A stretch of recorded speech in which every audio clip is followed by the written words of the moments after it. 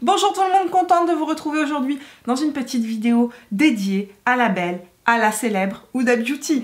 Huda Beauty, c'est une personne que j'aime énormément, je tiens à le spécifier au début de cette vidéo. Même si son style de maquillage ne m'attire pas des masses, même si c'est pas le style de maquillage que j'aime, il faut savoir que tous les goûts et les couleurs sont dans la nature. Donc, partant de là, je me suis dit que j'allais sortir de ma zone de confort et me lancer dans un maquillage de style Huda Beauty en suivant ses techniques de maquillage avec sa nouvelle palette. Donc la palette que j'ai achetée, moi, c'est la Mini Obsession Pastel Lilac. Et il y avait donc 3 palettes. J'ai vraiment beaucoup aimé la verte, la petite mint. Je pense que si le test avec celle-ci est concluant, j'irai racheter une autre palette. Mais vu que aujourd'hui on va tester beaucoup de produits Huda Beauty, vu que j'ai acheté beaucoup de produits nouveaux de la marque Huda Beauty que je ne connais pas, je me suis dit on va se calmer le pompon. Je ne vais pas dépenser tous mes sous ou les sous que je n'ai plus dans 3 palettes que je ne vais pas utiliser. Donc, je suis sur l'Instagram de Huda Beauty, je suis aussi allée voir sa chaîne YouTube. D'ailleurs, je vous laisserai dans la barre d'infos et son compte Instagram et évidemment sa chaîne YouTube si vous avez envie de rejoindre sa communauté et d'aller découvrir ce qu'elle propose. Lançons-nous dans cette vidéo. Avant ça, si vous aimez ce type de vidéo, n'oubliez pas de me laisser un petit pouce bleu, de vous abonner à la chaîne en cliquant sur le bouton rouge juste en dessous et puis de me rejoindre sur Instagram si ça n'est pas encore fait pour suivre mes aventures quotidiennes. Ça se passe juste ici. Voilà, on va suivre ce tuto de Huda Beauty puisqu'elle utilise cette palette là et on va voir ce que ça donne. Je suis allée chercher mon cutter de folie pour ouvrir le fameux produit Nymphe. Alors moi j'ai la couleur Aphrodite, je l'avais acheté cet été, hein. Pour information, je l'avais acheté cet été, je ne l'ai jamais ouvert. Voilà, nous allons tester ce truc là. Donc la couleur à mon avis semble un petit peu plus foncée que mon visage. Je ne sais pas où va aller cette vidéo, je vous le dis, ça va être du n'importe quoi. L'important c'est que nous le faisons pour la cause. Aujourd'hui on va peut-être découvrir des techniques de maquillage qui vont changer ma vie et peut-être la vôtre en même temps.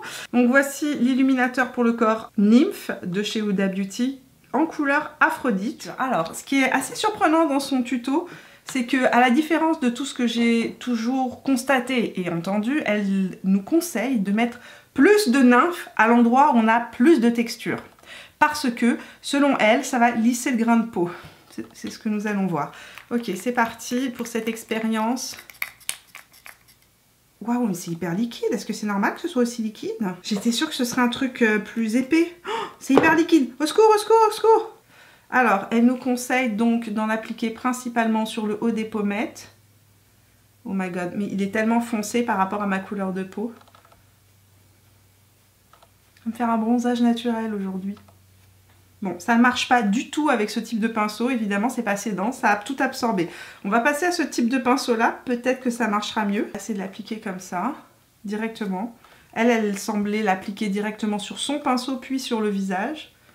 Ah, ça va mieux avec ce type de pinceau là. Oh mon dieu, c'est tellement foncé.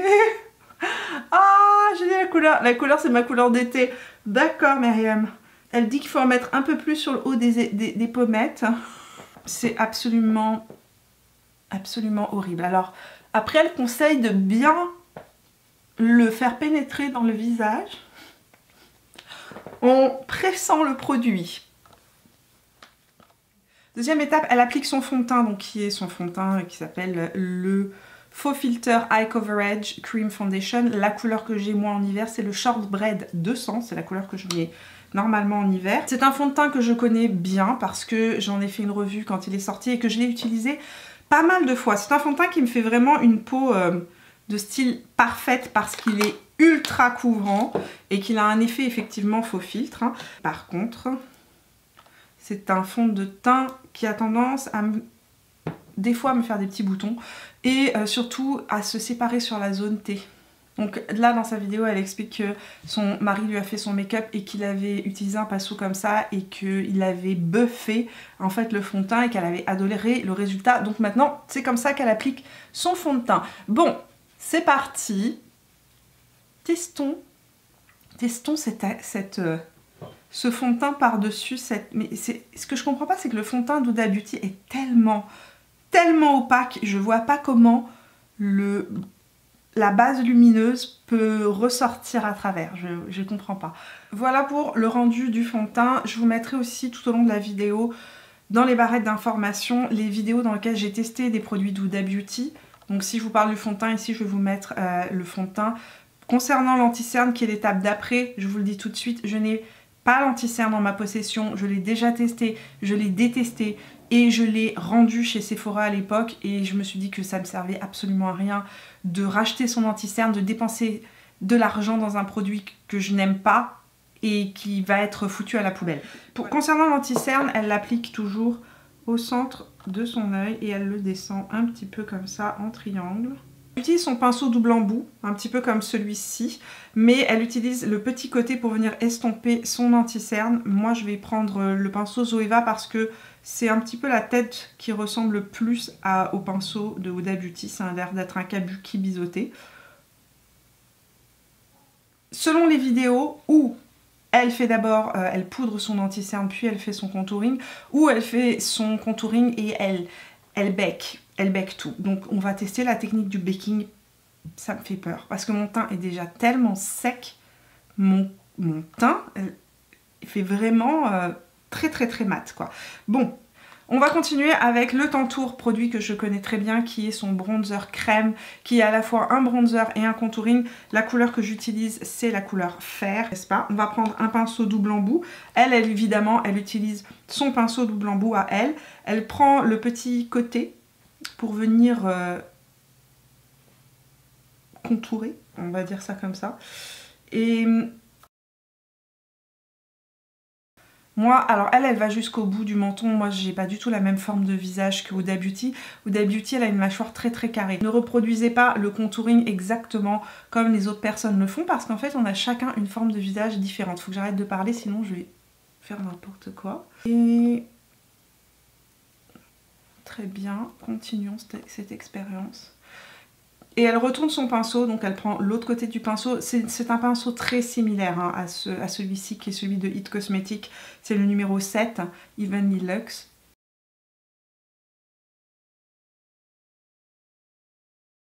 Ensuite, elle contourne évidemment son nez. Ensuite, ce qu'elle fait, c'est qu'elle prend un pinceau, enfin son pinceau avec le reste de son fond de teint et elle vient estomper son contour au niveau du nez. Ce qui donne quand même un aspect un peu plus naturel et c'est quelque chose que je fais très souvent. Nous allons passer donc à la poudre de Huda Beauty. Ah bah il y a un petit dessin à l'arrière qui nous montre comment baker à la manière de Huda Beauty. Mais j'ai trouvé mieux que ça, j'ai trouvé une vidéo. Une vidéo sur Instagram. Oui. Donc nous allons baker à la manière de Huda Beauty. Alors, elle dit que l'étape cruciale pour réaliser un bon baking, c'est de prendre un petit Kleenex et de venir vraiment squeezer l'éponge après que vous l'ayez déjà essorée dans une petite serviette. Donc on commence par la squeezer, ensuite on passe à la serviette et on termine par le Kleenex. C'est crucial. Elle a bien insisté sur le fait que c'était crucial. Alors vous le savez, je suis absolument pas pour le baking. Je ne bec pas mon visage. Donc ensuite ce qu'elle fait, c'est qu'elle prend sa poudre et qu'elle lui donne une bonne fessée. Donc on donne une fessée à la poudre. Une fois qu'on a la petite poudre, ce qu'elle fait, c'est qu'elle vient prendre sa Beauty Blender, donc du côté propre, puisque moi, ce côté-là est un petit peu sale, n'est-ce pas? J'ai utilisé tout à l'heure pour estomper ce que j'avais sur la main. Et elle vient utiliser vraiment la pointe de sa Beauty Blender et prendre beaucoup de poudre. Elle a dit il faut beaucoup de poudre. Beaucoup de poudre. Et j'ai peur.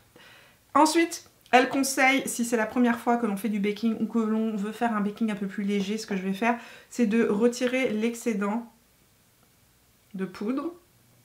Elle vient positionner la Beauty Blender à l'angle externe. Et ensuite, elle a dit qu'elle fait des petits mouvements vers l'extérieur de son œil. Mon Dieu, je sens que je vais prendre 15 ans dans la tronche en l'espace de 2 minutes. Elle ne laisse pas cuire son baking, c'est-à-dire elle ne laisse pas la poudre prendre, elle vient l'estomper tout de suite avec. Et ensuite ce qu'elle fait, c'est qu'elle vient prendre la poudre qu'elle n'a pas utilisée ici et elle vient snatch, elle a dit snatch, et elle vient contourer son nez avec sa poudre. Oh purée. Et elle descend le contouring ici. Ça va me faire vieillir la peau. Ah! Elle reprend de la poudre. Elle dit qu'à la fin, je vais aimer. Elle dit qu'à la fin, je vais aimer.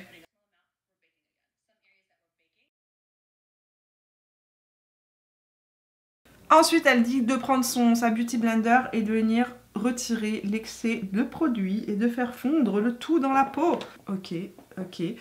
Je suis matifiée au bout. Oula, oula là là là, attendez, il y a une dernière étape dans le baking, elle bec ses sourcils. Attendez. Bon, elle dit qu'elle fait donc ses sourcils ensuite avec un crayon à sourcils, tout simplement. Donc on va faire la même chose. Où est le crayon à sourcils? On va prendre le Benefit, hein, puisque elle n'a pas de crayon à sourcils dans ses produits.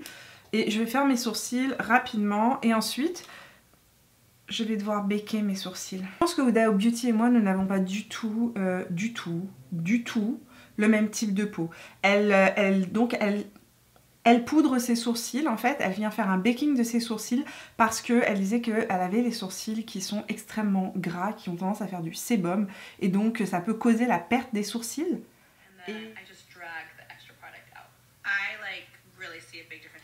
Mais ça, elle fait des sourcils gris, cette affaire-là. Alors, elle fait son baking de sourcils en prenant un pinceau plat de ce style-là. Donc, celui-ci, c'est le 239 de chez MAC. Ça ressemble pas mal au pinceau qu'elle a utilisé. Et en fait, ce qu'elle fait, c'est qu'elle prend donc de la poudre avec son pinceau et qu'elle vient appliquer un maximum de poudre ici dans le sourcil. Je me vois bien en train de faire ça tous les matins. Moi qui suis pour les make-up de fainéante, oh mon dieu, oh mon dieu. Pour l'instant, la poudre de Huda Beauty se comporte super bien sur mon visage et finalement ne marque pas trop, ne marque pas le duvet et est en train de se fondre dans la peau. Et je trouve effectivement que ça donne, ça vient vraiment sculpter le visage, sa technique, c'est ça que je veux dire. Par contre, sous mes yeux, je pense que ça se voit là, ça me fait des tas de petits plis et donc ça me donne un air beaucoup plus fatigué que mon air habituel. Ensuite, elle prend un illuminateur crème généralement. Alors dans les vidéos où c'est des illuminateurs qu'elle teste ou bien c'est un illuminateur à elle, je n'ai pas acheté sa palette non plus. Je vous l'ai déjà expliqué, j'avais un budget quand même qui était limité. Je me suis dit non, on va s'arrêter à un certain budget. Je vais donc utiliser mon Hello Light de chez It Cosmetics parce que c'est un illuminateur qui se comporte correctement au-dessus de la poudre. Et elle vient presser l'illuminateur dans la peau au niveau ici du haut de la pommette. La couleur qu'elle utilise est plus dorée que ça. Elle a une peau aussi qui est plus foncée que la mienne. Donc, alors là, on va encore plus loin dans l'expérience. Pour rendre l'illuminateur plus lumineux, plus dewy, elle prend son spray fixateur, donc le Resting Boss Face. Elle vient spray l'arrière de son éponge. Elle reprend le fameux illuminateur et elle vient l'humidifier. C'est la première fois que j'humidifie un illuminateur en crème, tiens. J'ai jamais pensé à faire ça. Et effectivement, comme il y a de la poudre en dessous, ça redonne vie à l'illuminateur. Oh, magie, magie, magie, magie. Effectivement, ça rend l'illuminateur bien plus naturel, bien plus fondu dans la peau et bien plus dewy. Je recommencerai. Peut-être pas avec ce produit-là parce que c'est bourré d'alcool et que ça donne une sensation, je vous l'ai déjà dit, hein, de lac sur le visage quand on le met. Mais je le resserrai avec mon Fix Plus de chez MAC. Donc une fois qu'elle a passé sa Beauty Blender humidifiée avec son Resting Boss Face à différents endroits et qu'elle a, comme elle a dit, dispersé l'illuminateur sur l'ensemble du visage, parce qu'elle ne retire pas le reste d'illuminateur, elle le laisse sur l'arrière de la Beauty Blender et elle vient le fondre dans la peau. Lorsqu'elle a fait ça, dans sa vidéo, dans l'une des dernières vidéos que j'ai vues, elle reprend une poudre, un fond de teint en poudre. Donc là, elle prend le Born This Way, mais alors moi, la couleur de Born This Way que j'ai, c'est trop foncé, hein, c'est la couleur d'été. Donc je pense que je vais prendre ma Urban Decay qui est plus à ma couleur de visage. Donc c'est la Stay Naked de Fix en couleur 30 NN que je vais faire. et je vais regarder ce qu'elle fait. I love it. Love it. I'm just gonna snatch my nose really quickly. Elle va snatch son nose. Vous savez, snatch, ce que ça veut dire en anglais, ça veut dire... c'est quelque chose de tranchant en fait. Elle utilise un pinceau un petit peu biseauté que je n'ai pas. Je vais prendre un pinceau un petit peu dans ce style-là. Je vais prendre ma poudre Urban Decay et je vais encore contourer mon nez. Mon nez, un peu plus de contouring, un peu plus, un peu moins. Elle commence par son angle interne ici et elle descend ici. Je vais me retrouver avec le nez d'une finesse. Très bien. Nous allons passer maintenant à sa mini palette, puisque la vidéo que je regarde est une vidéo sur justement les nouvelles Obsession palettes qu'elle vient de sortir. Nous allons utiliser la lilas, c'est celle que j'ai achetée aujourd'hui. Il y a une mint, donc une menthe, et une rose qui est... rose. Donc la différence principale entre la mini lilac et la rose, c'est que la rose avait des couleurs encore plus pastel, donc des mauves et un peu de rose pêche, encore plus pastel que celle-ci, donc moins intense, et aussi qu'il y avait cette touche de jaune qu'on ne retrouve pas dans la pastel lilac. Sauf que, comme je vous l'ai déjà dit, j'ai eu des retours sur ces palettes qui étaient assez... Donc j'ai un petit peu peur de ce que nous allons vivre aujourd'hui. Je me suis dit, achetons-en une d'abord, testons, et si on aime, nous continuerons l'expérience. À l'intérieur, nous avons 5 mats et 4 toppers ou 4 effets scintillants pailletés lumineux. Quoi d'autre vous dire sur cette petite palette? Nous sommes sur un packaging en plastique, donc avant on était sur des packaging en carton, maintenant elle a changé ses packaging pour des packaging un peu plus costauds et donc en plastique. Le problème, ou ce que ça a eu comme conséquence, c'est que ça a fait aussi augmenter le prix. Donc les nouvelles mini Obsession sont plus chères maintenant que les premières qui étaient sorties. Pour la base, dans une de ses vidéos Instagram, elle dit qu'elle utilise donc les matte and metal comme base pour ses ombres à paupières, parce que ça va vite et que c'est rapide. Je vais utiliser la couleur Faux Fur, qui est la couleur la plus proche de ma carnation. Elle en met une petite quantité et elle vient l'estomper avec un pinceau. Elle commence par appliquer dans le creux de paupière la couleur qui est au centre, donc juste ici. Je vous ferai les swatchs après, avec un pinceau pas trop...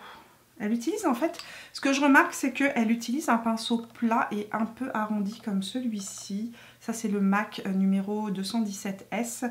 Elle n'utilise pas vraiment des pinceaux comme ça. On va quand même essayer avec ce type de pinceau. On va voir ce qui se passe. Ouh, c'est poudreux. Ouh. La couleur de transition est rose en fait, comme ça on la verrait plutôt marron dans l'intérieur du paquet, et sur le pinceau c'est rose. Donc elle l'applique en transition. C'est une jolie couleur.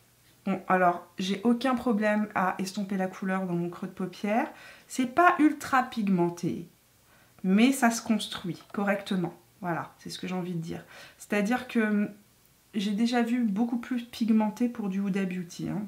Elle reprend son Melted Shadow et elle vient réappliquer en fait un petit peu de sa base juste ici au centre, éclaircir en fait pour que le mauve ou la couleur lilas qu'elle va mettre après,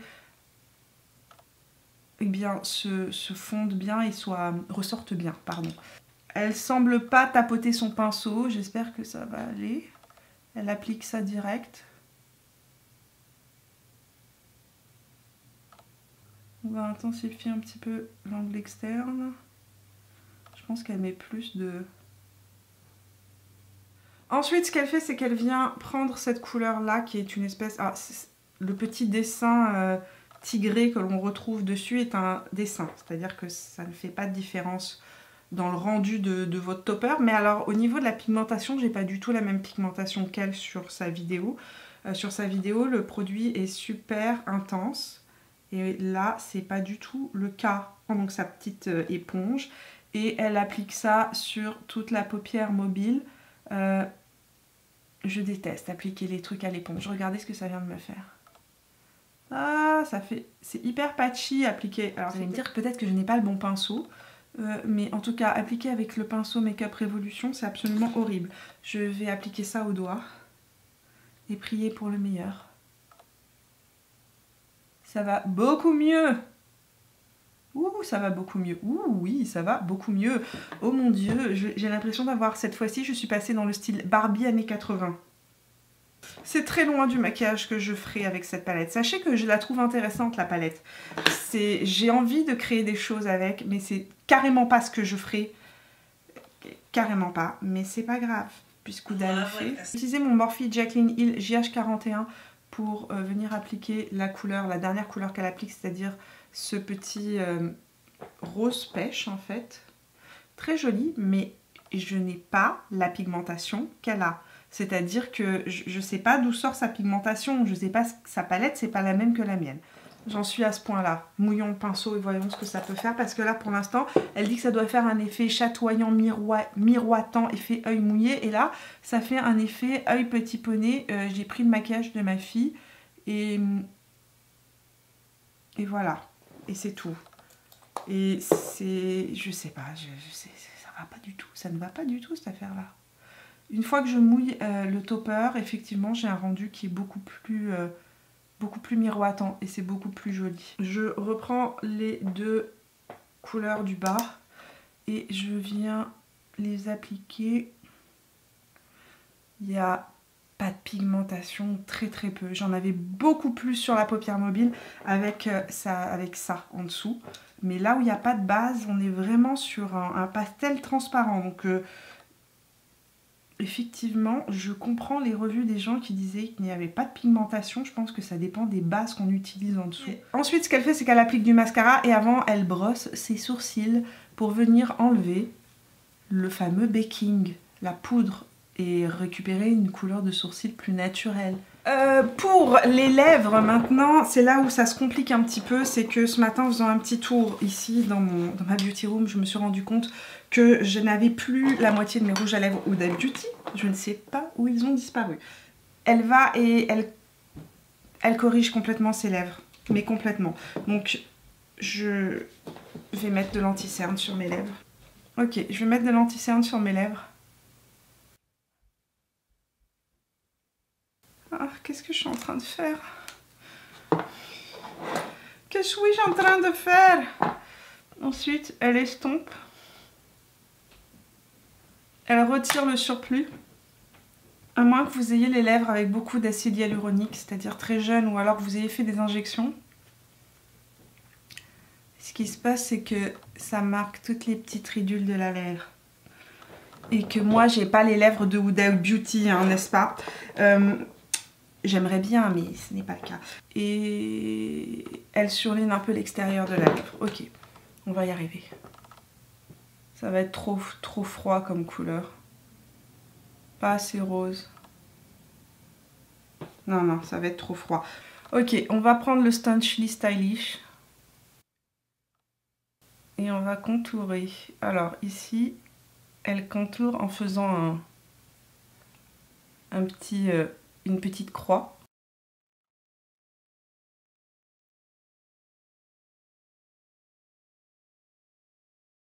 Donc je vais appliquer le seul rouge à lèvres que j'ai dans les matte lipsticks, c'est de la couleur Interview.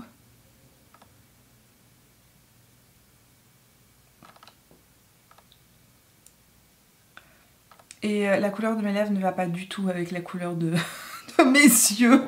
C'est absolument pas beau. Ok, je vais éclaircir un petit peu ce rouge à lèvres avec la couleur Wi-Fi qui est un liquide mat. Je sais pas ce que ça va donner.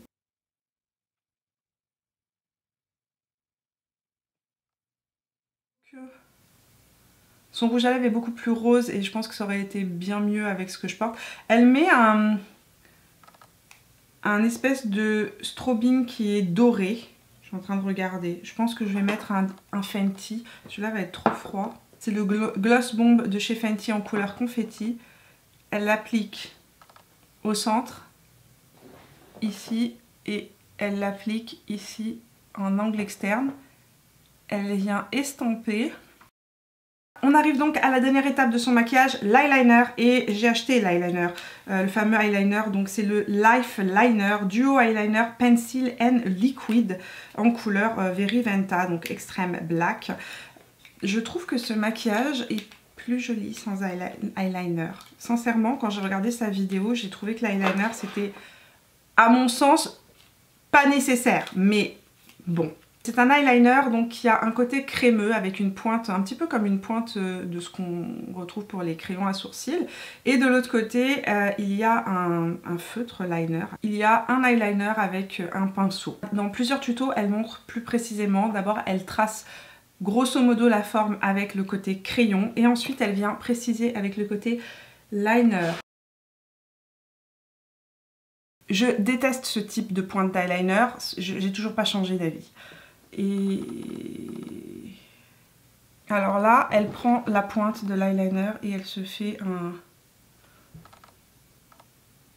un truc comme ça. Un eyeliner du bas. C'est horrible. Ah! Oh mon Dieu. Oh là là, en plus ça m'a fait pleurer les yeux cette histoire d'eyeliner en angle interne. Non, ça y est, je m'arrêterai là. J'ai décidé de ne pas finir le trait d'eyeliner au centre de, de mon coin interne de l'œil parce que ça me fait pleurer. L'œil, je supporte pas du tout. Par contre, ce que j'ai fait, c'est que j'ai pris la couleur mauve intense là qui était là et je l'ai rajoutée ici en angle interne pour donner un peu de contraste à ce make-up. On va mettre un petit peu de blush parce qu'elle n'en a pas. Enfin, elle n'a pas montré le blush qu'elle avait mis tout simplement dans sa vidéo Instagram. Elle finit toujours son maquillage avec le Resting Boss Face. Je vous ai déjà parlé de ce... Au secours, l'odeur. Qui sent vraiment, vraiment très fort. Qui sent le parfum à la rose de manière très très intense. Et qui sent la cocotte. Ah, ça pique les yeux. Ah, ça pique les yeux. Ah, ça me brûle.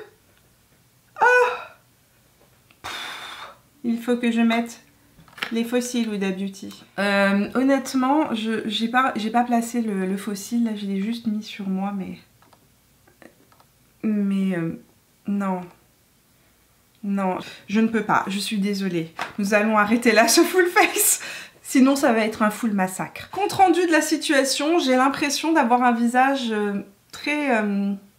presque parfait, j'ai envie de dire, avec un effet de peau très poupée Barbie plastifiée, ce qui n'est pas désagréable de temps en temps. J'aime bien aussi avoir un effet parfait, de peau parfaite, etc. C'est vrai que le résultat est assez joli. Maintenant, c'est pas le style de maquillage que j'aime porter tous les jours. Je vais repartir à des choses plus naturelles dans les jours à venir. Merci d'être resté avec moi jusqu'au bout de cette vidéo. J'espère que vous avez passé un agréable moment en ma compagnie. Si c'est le cas, n'oubliez pas de me laisser un petit pouce bleu, de venir me rejoindre sur Instagram et sur Facebook, et puis bien évidemment de vous abonner à la chaîne si ça n'est pas encore fait en cliquant sur mon visage là où il apparaîtra. Voilà, je vous fais plein de bisous et je vous retrouve mercredi prochain pour de prochaines aventures. Ciao.